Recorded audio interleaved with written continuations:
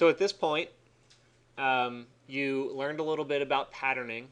I was just referring back to the syllabus, and so really, what I wanted to do is kind of just understanding fundamentals of design strategy from the standpoint of how does an algorithm relate into a design strategy, not all design strategies that we could possibly do.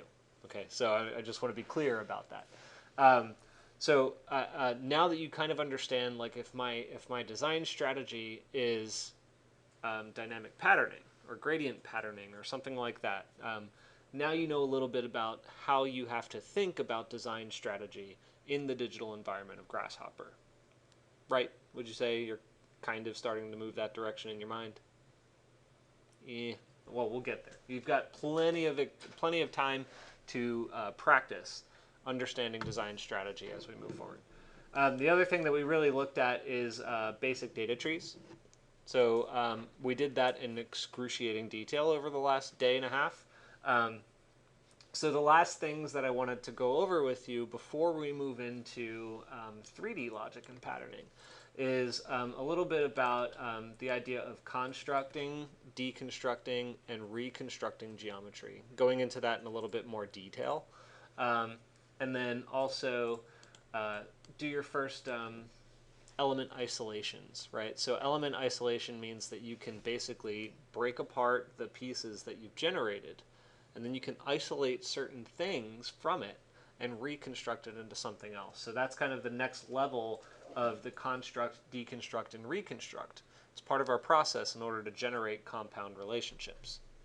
So what we're going to do back here with our pattern, it's kind of weird because we're doing it sort of flat in the XY plane, but we're going to kind of think about this as potentially some kind of building surface, right? Not necessarily a facade or shade or anything like that, but I just want you to think of it as some kind of building element. Doesn't matter what it is. Keep it abstract. But basically, if you think about what we've done, right? We took a grid and we mapped a geometry onto it. So mapping the geometry onto it was still constructing geometry, right? So it's still the first level of our design ability.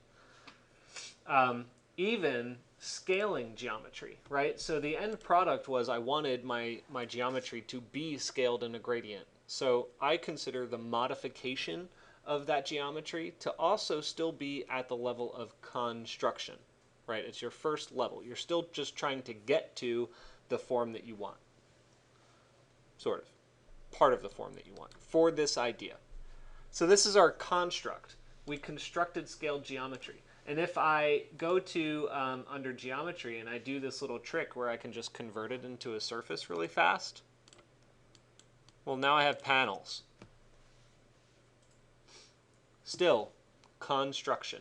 Okay, so the next level of this is starting to understand deconstruction.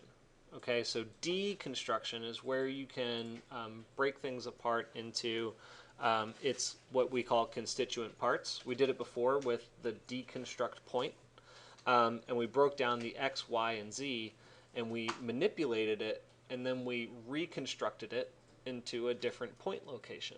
You remember that from the exercise yesterday? So that's a construct, deconstruct, reconstruct statement, but it's also a very simple one.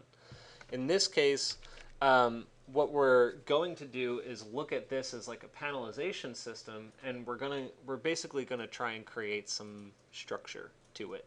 And we're getting into some 3D principles, but it's really just for, I mean, it's super simplistic, and it's just for your, architectural visualization, so you can envision it as a real thing.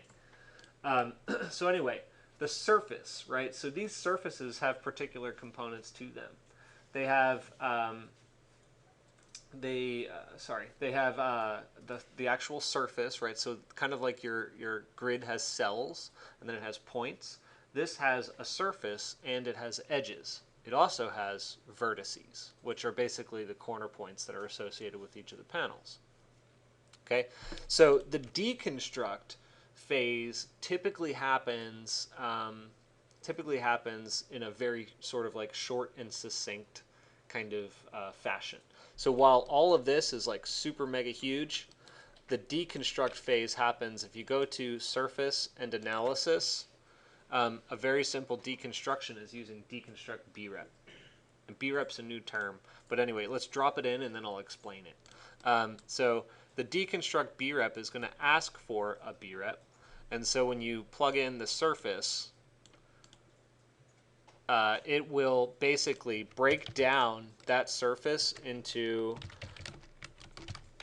the faces or surfaces, the edges or curves, and the vertices or points. Make sense? So now let's talk about what a brep is. This is a sidebar. It's not quite on the construct, deconstruct, reconstruct subject specifically, but now that I've introduced breps, you need to know what a brep is. So in Rhino, I mentioned when I was kind of, reviewing a little bit about the concept of the Rhino modeling environment, that it doesn't exactly model solids, right? It creates closed surface geometry that will act like a solid, but ultimately anything that you create in Rhino is just a surface-based model. A brep is short for a boundary representation, and it's essentially another way of communicating a similar principle, where it can be a flat region that only has one surface, or it can be a polysurface that's created as a boundary that can act like a solid. It also doesn't actually have to be solid. A boundary representation can, like I said, be one plane, or it can be a few planes, like 2 or 3 planes, that has kind of the overall volume of a cube, but 3 of the sides are missing. It doesn't have to be solid. It's just a boundary representation of something that is either region-based or solid in nature, kind of. Okay, so that's a very long, non-dictionary specific way of explaining what a boundary representation is. Consider it anything that's a surface or a solid. That's kind of a good default place to begin. So anyway, what it creates is the faces, the edges, and the vertices. So this is one part of element isolation, right? Where it basically means if I have a surface and I want to, or if I have edges, for instance, and I want to create a surface off of it, but I want to get the points at either end, or at all the ends, I can do that using the vertices. So if I wanted to, basically, if you go in params and you pull in a point param and you just plug vertices into it, once you turn everything else off, the vertices or the endpoints are the only thing that exist.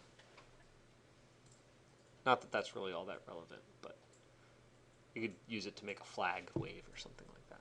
That'd be kind of neat. Anyway, so what we're essentially doing is starting to break it down into something that can be used to construct something else. So what would those points potentially be used for, right? You can use it to basically map another geometry onto it in order to create a subtraction. You can use it to position hardware. For instance, if these are going to be attached to a glazing surface using like a spider clip or something like that, then you can use those points in order to anchor it to some kind of hardware model, right?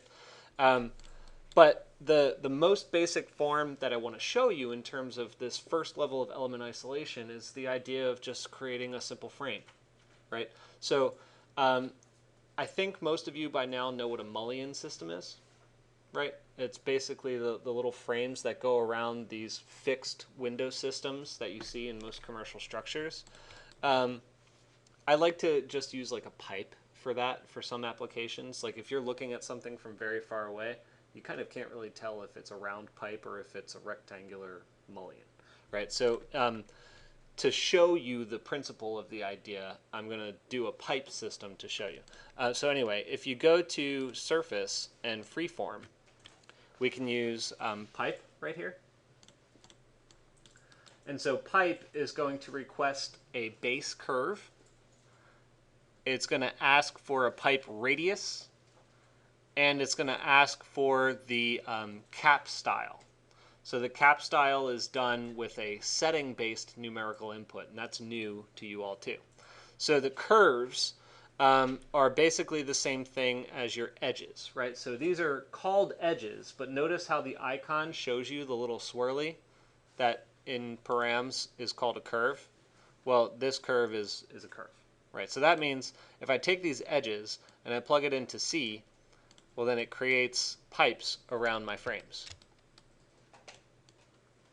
So now we're tasked with making those pipes look right. And so if I go and change the radius to something less than its default value of 1, it's going to look a little bit more appropriate. So I'm going to put a slider from 0 to 0.55 to 1. So that's going to start me at a decimal value of 0.55.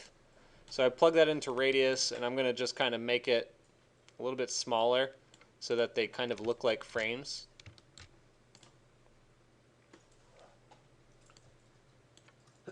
And then the last setting, the E setting. Read this one carefully. It says, specifies the type of caps. 0 equals none. That's what it has now. The default value is none. And then it says 1 equals flat, so it'll just kind of put a little surface cap at the end.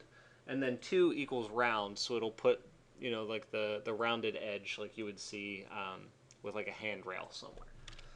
So anyway, I'm going to just round it out with a number 2, and I can do that with a panel.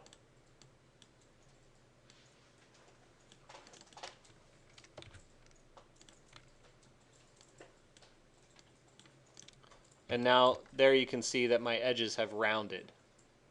Okay, this is an overly simplistic way of showing a frame, but it's kind of an interesting way to just kind of get you to a point of showing it